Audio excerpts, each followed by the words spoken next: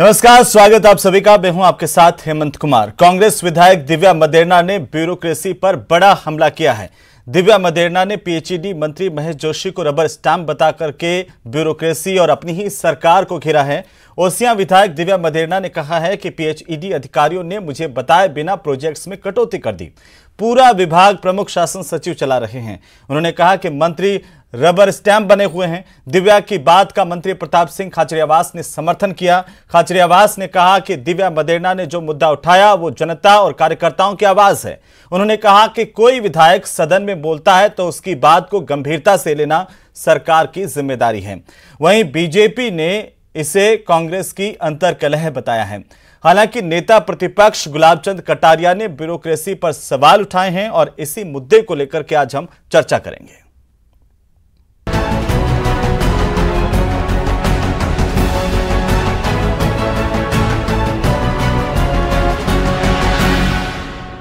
The whole department of PhD is run by the principal secretary.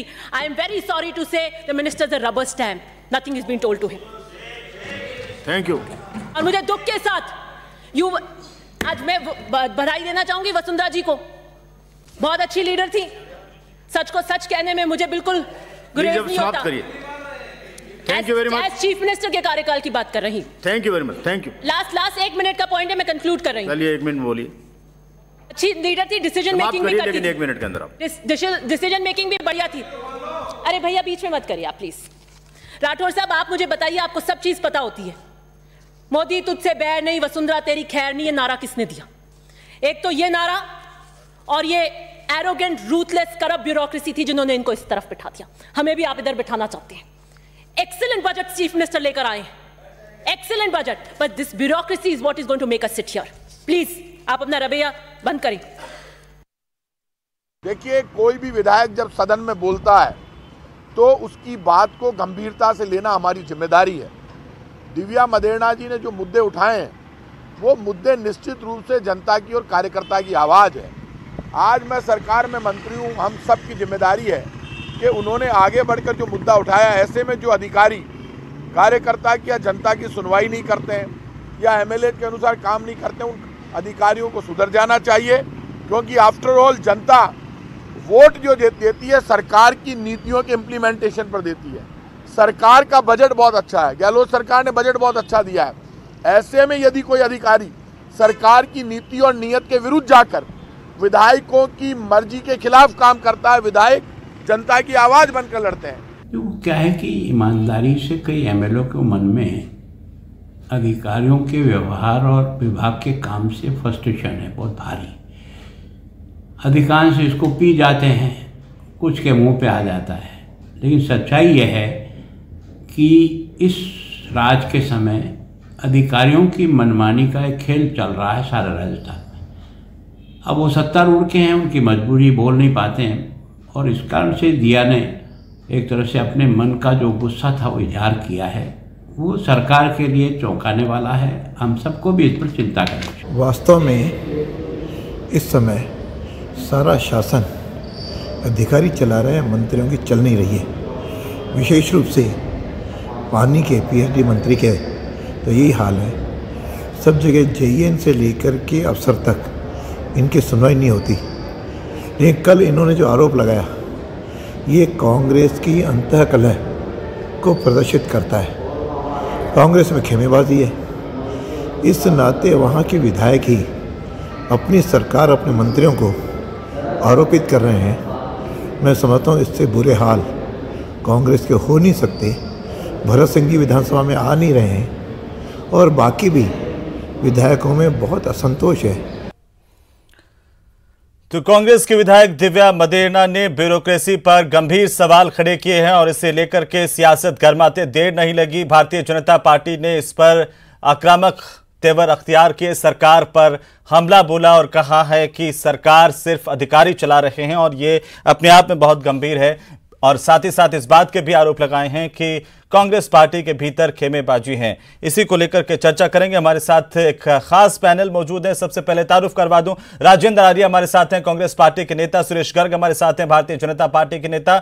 Mahesh Sharma हैं हमारे साथ, वरिष्ठ पत्रकार के तौर पर। आप सभी का बहुत बहुत स्वागत है। और सबसे पहले सवाल राजेंद्र आर्य जी आपसे कि क्या आखिरकार आपकी सरकार में ब्यूरोक्रेसी जो है बेलगाम हो गई है और इसी वजह से ये हंगामा बरपा है, क्योंकि विपक्ष अब आरोप लगा रहा है कि इस सरकार के अंदर अधिकारियों की चलती है। वासुदेव देवनानी तो यहां तक कह रहे हैं कि सरकार अधिकारी चला रहे हैं और कांग्रेस पार्टी में खेमेबाजी है।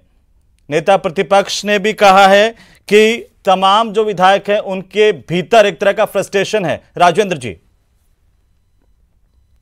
देखिए हेमंत जी, मुझे बड़ा अफसोस हुआ कि ये जो बड़े वरिष्ठ नेता हैं और कई सालों से विधानसभा में हैं और भाजपा के अंदर ये मंत्री भी रहे हैं, और ये तो एक तो नेता प्रतिपक्ष भी हैं इस वक्त, गुलाब सिंह जी कटारिया, इनको कल का शायद वाकया याद नहीं है जब इनके 42 विधायक विधानसभा से नदारद थे और 11 सांसद भी केशवराय पाटन में मौजूद थे। तो इनको अपने गिरेबान में पहले झांकना चाहिए कि क्या है। कांग्रेस की ये छोड़े, ये अपने अंदर की अंतर्कलह को पहले संभालने तो ज्यादा बेहतर होगा। भाजपा एक रचनात्मक विपक्ष की भूमिका निभाने में पूरी तरीके से नाकाम है और उसी की वजह से इनके पास में कोई मुद्दा नहीं होता है तो ये इस तरीके के छोटे मोटे मुद्दे लेकर ये करते हैं, जबकि सड़क पर ना तो इनको कोई सुनता है, ना ही ये विधानसभा में कुछ बोलने की स्थिति में है। हालत ये है। और दिव्या मदेरणा जी ने जो बात कही वो उनके स्थानीय, देखिए मैं आपको यहां एक बात बिल्कुल स्पष्ट कर देना चाहता हूं कि हमारे लोकतंत्र के अंदर जो जनता से चुने हुए नुमाइंदे होते हैं उनका बहुत बड़ा महत्व होता है। लोकतंत्र की सबसे मजबूत कड़ी ही जनता से चुने हुए नुमाइंदे होते हैं जो कि अपने क्षेत्र का प्रतिनिधित्व करते हैं। तो अपने क्षेत्र के कामों के लिए अगर उन्होंने कोई सुझाव या कोई पीड़ा व्यक्त की है तो उसको निश्चित रूप से सरकार स्तर पर भी सुना गया और मंत्री स्तर पर भी सुना जाएगा। तो ये तमाम बातें हैं और लोकतंत्र के अंदर जनप्रतिनिधि ही सर्वोपरि है इसमें। और इस जो ये ब्यूरोक्रेसी के लोग हैं उनको ये बात अच्छे से समझ लेनी चाहिए कि जनता से चुने हुए लोगों की बात हो, चाहे पार्षद हो, चाहे विधायक हो, चाहे सांसद हो, उनकी बातों को उनको नजरअंदाज नहीं करना चाहिए। तो लोकतंत्र की सबसे मजबूत कड़ी ही हमारे जनप्रतिनिधि होते हैं। राजेंद्र जी, दिव्या मदेरणा सही कह रही हैं या फिर गलत कह रही हैं?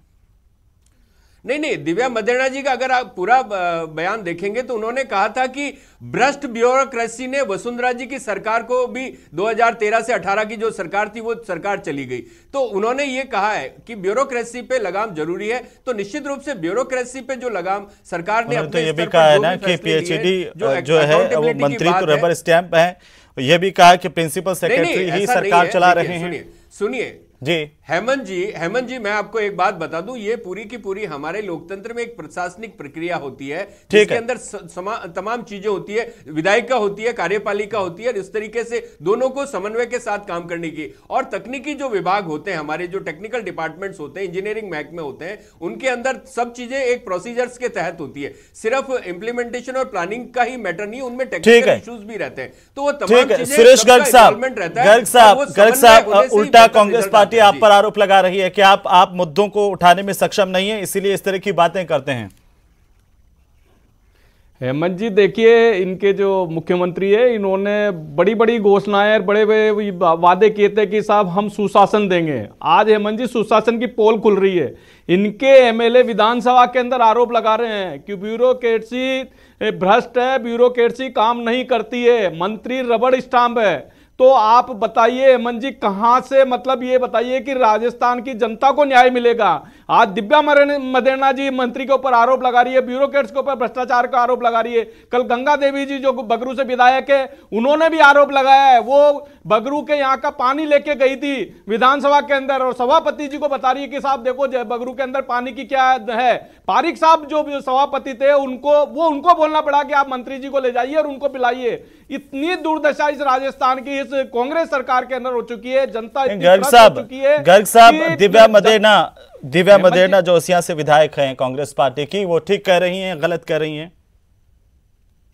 बिल्कुल निश्चित रूप से ठीक कह रही है कि आज भ्रष्टाचार किस तो वो तो ये भी पूछ रही है ना कि अगर वो सही कह रही है सारी बातें, तो वो ये भी पूछ रही है कि ये बताइए ना कि वो नारा किसने दिया था। तो वहां की जो डीसीए या जो उपायुक्त है वो कहती है कि मैं एमएलए को नहीं जानती।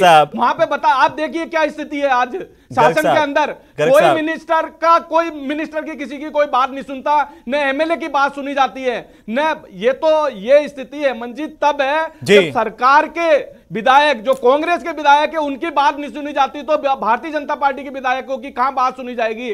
जो इनके जो विधायक है, इनके मंत्री हैं, इनकी बात सुनी नहीं जाती। ये दूसरे को ऊपर आरोप लगाने से क्या मतलब होता है? ये बताइए कि इनके जो जब जन्मदिन इनके सचिन पायलट जी का था तब क्यों हजारों की भीड़ लगी थी? तब इनको दर्द नहीं होता क्या?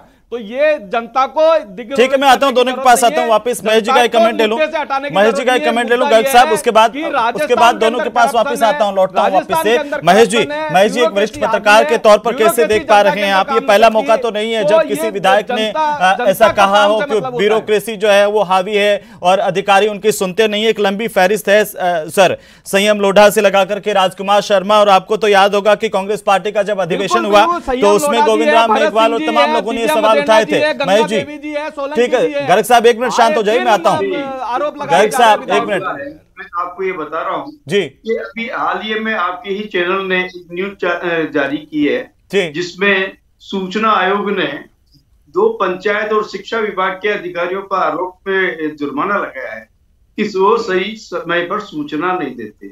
तो आप एक ये उदाहरण ये भी देखिएगा कि जो मतलब सूचना आयोग को ये जुर्माना लगाना पड़ा है, तो एक छोटा सा सवाल ये आता है कि ब्यूरोक्रेसी आज ये स्थिति है कि बेलगाम है, ये इसमें भी कोई दो राय नहीं है और ये वास्तविकता भी है।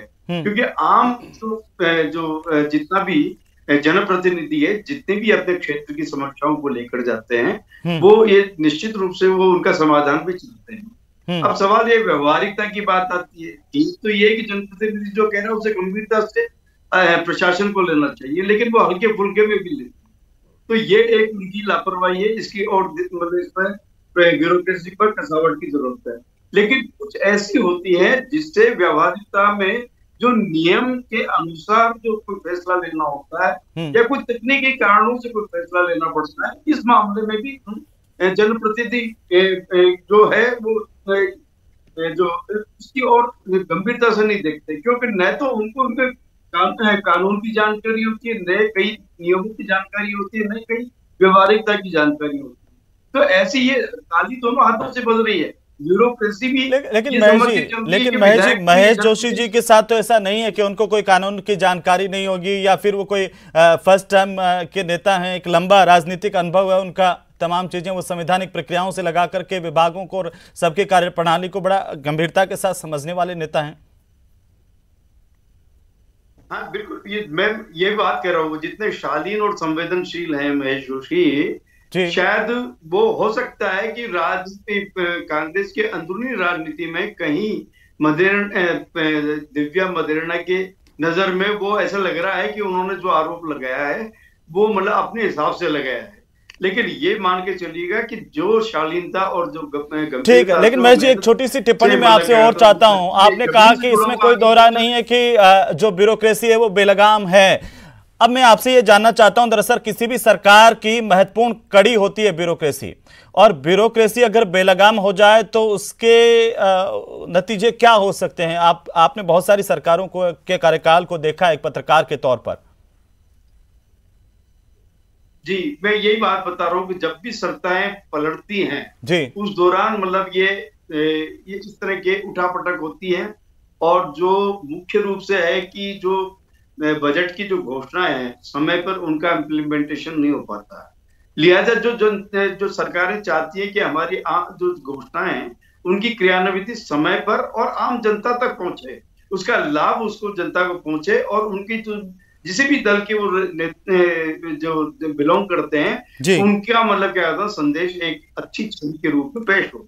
लेकिन होता क्या है कि कहीं ढिलाई से, कहीं फाइनेंशियल, कहीं टेक्निकल, कहीं ऐसी चीजें होती है, और कुछ ऐसा भी है कि जो अपनी ब्यूरोक्रेसी अपना हाथ ऊपर रखने की भी कोशिश करती है, होना ये चाहिए कि जो जितने भी मंत्री जो बने हैं, जनप्रतिनिधि हैं, वो सबसे पहले नियम कानून वगैरह जो जितने काम करने की जो तरीके हैं, तौर तरीके हैं, नियमावली है, इनका भी अध्ययन कर लें। आरोप लगाने से आरोप तक सीमित नहीं होना चाहिए, बल्कि आप में स्वयं में भी अंकुश लगाने की प्रवृत्ति होनी चाहिए, चाहे वो मंत्री हो चाहे विधायक हो, और उन्हें ऐसा हो कि लेकिन महेश जी काफी गंभीर तो है कि सत्ता पक्ष के विधायक की ओर से एक सरकार के मंत्री को रबर स्टैंप कह देना और तमाम चीजें, जिसको लेकर के देखिए भारतीय जनता पार्टी अब सवाल भी खड़े कर रही है। राजेंद्र आर्य साहब, जल्दी से आपके टिप्पणी चाहूंगा। महेश जी कह रहे हैं कि इसमें कोई दो राय नहीं है कि बेलगाम तो है, और एक लंबी फहरिस्त जो मैं गिना रहा था, संयम लोढ़ा, राजकुमार शर्मा, गोविंद राम मेघवाल जो मंत्री हैं,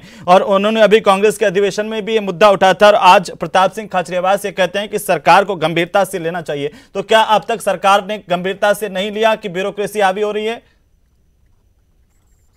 हेमंत जी देखिए, मैं आपको बता दूं कि जो हमारे राजस्थान का जो लोकतांत्रिक इतिहास है, 75 वर्षों से अब तक का जो ये विधानसभा है, इस विधानसभा के अंदर सबसे ज्यादा विधायकों को फ्री हैंड दिया गया है। आप किसी भी जो 3 बजट राजस्थान सरकार ने माननीय मुख्यमंत्री जी के नेतृत्व में जो पेश किए हैं, उन तीनों बजट्स का अगर आप देखेंगे, इस बजट के अंदर भी हर एक विधायक को 10-10 करोड़ के रोड्स के और इनके काम दिए गए। तो तमाम चीजें हैं, विधायकों को सबसे ज्यादा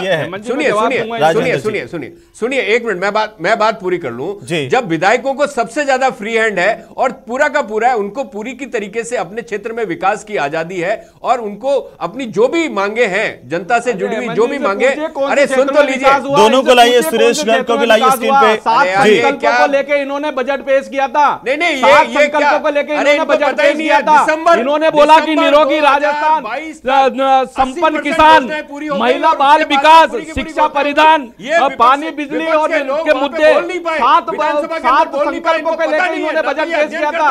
लेकिन इन 7 के अंदर कोई भी, इन 7 के अंदर कोई सा भी इन्होंने जो अगर संकल्प वो पूरा किया हो तो बता दो। आज राजस्थान के अंदर चिरंजीवी योजना पूरी तरह से लागू नहीं है। राजस्थान में सबसे महंगा बिजली, पानी और पेट्रोल मिल रहा है। राजस्थान के अंदर बेरोजगारी भत्ते की जो स्थिति है, बेरोजगारी भत्ता नहीं मिल रहा है। किसानों को कर्जा माफी की बात की है, कर्जा माफी इन्होंने नहीं की है। आप ये बताइए, रोजगार किसानों को नहीं मिल रहा। आए दिन नौकरियां जो है वो हाईकोर्ट के अंदर लंबित हो रही है।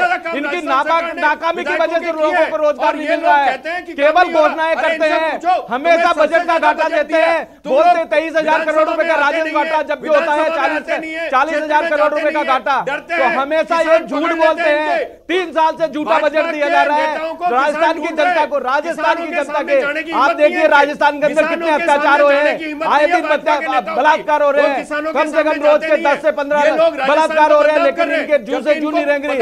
आज ब्यूरोक्रेसी इतनी हावी है, लेकिन ये इनके ऊपर भी बिल्कुल भी ध्यान नहीं दे रहे।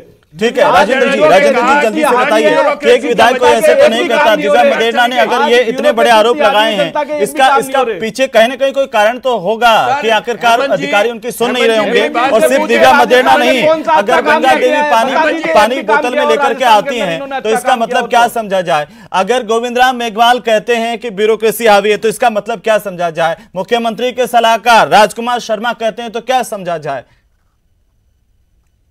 आप ध्यान नहीं दे रहे हैं। हेमंत जी, सिर्फ कह देने भर से कोई आदमी अपनी जिम्मेदारी से मुक्त नहीं हो सकते। आज विधानसभा में मुद्दा उठाया हुआ कहना बनने से क्या होता है? विधानसाभा के अंदर मुद्दा उठाया हुआ है, निश्चित रूप से जवाब पूरा होने दीजिए। अगर बात नहीं मान रही तो विधानसभा में मुद्दा उठाया हुआ है, कैसे कह रहे हैं कि साहब ये झूठ हो सकती है बात को? आप हेमंत जी ये बताइए कि ये बोल रहे हैं कि साहब ये ऐसा नहीं हो सकता, कैसे नहीं हो सकता? दिव्या मदेरणा जी अगर विधानसभा में बोल रही है, अगर मेरा इंजीनियर सरकार चलेगी भ्रष्ट ब्यूरोक्रेसी, अरे तो भाई यही तो दिव्या मदेरणा जी ये बोल रही है कि आपके ब्यूरोक्रेट भ्रष्ट हैं। एक मिनट गर्ग साहब उनका उत्तर पूरा हो जाने दीजिए। गर्ग साहब मैं आप ही के पास आ रहा हूँ, गर्ग साहब मैं आ रहा हूँ, उनका उत्तर। राजेंद्र आर्य जी, सरकार इसे गंभीरता से ले रही है क्या? सीधा सवाल है। सरकार इसको गंभीरता से ले रही है, ये बीच में बोल रहे हैं। मैं इनको बताना चाहता हूं, अभी 2 दिन पहले एक जयन जो है विधायक को गालियां दे रहा है। ब्यूरोक्रेसी की वजह से वसुंधरा की सरकार चली गई।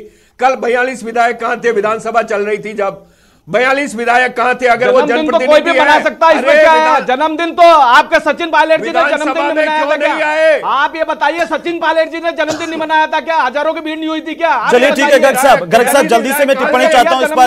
गर्ग साहब, दिव्या मदेरणा ने तो ये भी कहा कि वसुंधरा राजे की सरकार जो है वो भ्रष्ट ब्यूरोक्रेसी की वजह से चली गई। जवाब दीजिए। एक मिनट राजेंद्र आर्य जी, अब शांत हो जाइए। आर्य साहब शांत हो जाइए। मैं वही सवाल पूछ रहा हूं जो आपने पूछा। इन्होंने बीच में डिस्टर्ब किया था, तो मैं भी अब इनको बताऊंगा कि राजस्थान की विधानसभा में कल 42 विधायक, आपके 100 विधायक है, 25 विधायक भी नहीं होते विधानसभा के अंदर। आपके 100 विधायक में से 25 विधायक भी नहीं है। लेकिन आपके भी तो तमाम लोग, आपके भी तो सारे लोग विधानसभा में नहीं थे ना राजेंद्र जी। जाके देखिए राजेंद्र जी, ठीक है गर्ग साहब इस बात का जवाब दीजिए। शांत हो जाइए राजेंद्र जी, शांत होइए राजेंद्र जी, शांत होइए। कहाँ चले गए? राजेंद्र जी बुलाना पड़ता है। राजेंद्र जी मैं रिक्वेस्ट कर रहा हूं, मुझे आपकी आवाज का डाउन करवानी पड़ेगी, आप शांत होइए ना। गर्ग साहब सीधा सवाल का जवाब दीजिए सीधे तौर पर। अगर दिव्या मदेरणा सही कर रही है तो दिव्या मदेरणा ये भी कर रही है कि जो वसुंधरा राजे की सरकार थी, वसुंधरा राजे में एडमिनिस्ट्रेटिव पावर अच्छी थी, लेकिन भ्रष्ट ब्यूरोक्रेसी ने उनको विपक्ष में बिठा दिया, और इसीलिए अब आज की जो भ्रष्ट ब्यूरोक्रेसी है वो कांग्रेस को विपक्ष में लाना चाहती है। आप मानते हैं इस बात को गर्ग साहब? हेमंत जी, मैं यही कहना चाह रहा हूं कि अशोक गहलोत जी बार बार कहते हैं कि हमने सुशासन दिया है। अब कहां चला गया सुशासन? जब इनके विधायक, आपके राज में भी तो आपके नेता कहते थे ना कि आपके राज में विधायक बोल रहे थे साहब की सुशासन दिया, ठीक है चला गया। चलिए ठीक है, अब ज्यादा समय नहीं है। भ्रष्टाचार आए दिन बलात्कार हो रहे हैं, कहां से सुशासन चला गया? इनके नेता चलेगा ये बताइए ना। चलिए ठीक है गर्ग साहब, जो आपकी स्थिति थी, आप ये करें जो आपकी स्थिति थी वही स्थिति इनकी है इनके राज में। महेश जी, हेमंत जी, मैं एक छोटा सा कमेंट चाहता हूं इस पर आपका। जी, सवाल है ब्यूरोक्रेसी के बारे में बेलगाम होने का, तो उसमें एक मूल जो कारण है वो ये है कि नियमों की, तकनीकी चीजों की जानकारी माननीय जनप्रतिनिधियों को नहीं हो पाती है। ऐसी सूरत में अगर वो पहले से तैयार होकर के आए तो जनप्रतिनिधि उन पर लगाम लगा सकते हैं, स्वयं आरोप प्रत्यारोप ना लगाएं। लेकिन होता यह है कि कहीं ना कहीं मतलब ये जो आप में अनुभवहीनता होती है या जानकारी का अभाव होता है, उसका लाभ लेकर के प्रशासनिक अधिकारी है वो आपको मतलब इधर उधर झुलाते हैं, और उस झुलाई की वजह से वो जो जनता को जो लाभ मिलना चाहिए, जो काम से सीधा लाभ मिलना चाहिए, वो नहीं मिल पाता। जी, लेकिन महेश जी ऐसे अधिकारियों का क्या किया जाए जो सुनते नहीं है, कहते हैं कि कुछ भी कर लो। अभी 2 दिन पहले एक जेईएन जो है विधायक को गाली दे रहा था, सत्ता पक्ष के विधायक। सामान्य प्रशासन विभाग की ओर से कड़ाई से काम। चलिए महेश जी, माफी चाहता हूं कि अब समय नहीं है। बहुत बहुत शुक्रिया आप सभी का हमारे साथ जुड़ने के लिए, चर्चा में शामिल होने के लिए। कुल मिलाकर के अगर जनप्रतिनिधि कहीं ना कहीं नियमों की कम जानकारी रखते हैं तो ये स्थितियां पैदा होती है कि अधिकारी कई बार उनकी नहीं सुनते हैं। लेकिन स्थितियां बड़ी गंभीर है, इस बात को लेकर के सरकार को भी सोचना चाहिए कि आखिर क्यों हो रहा है कि एक के बाद एक कांग्रेस के जनप्रतिनिधि कह रहे हैं कि ब्यूरोक्रेसी हावी है, उनकी सुनवाई नहीं होती।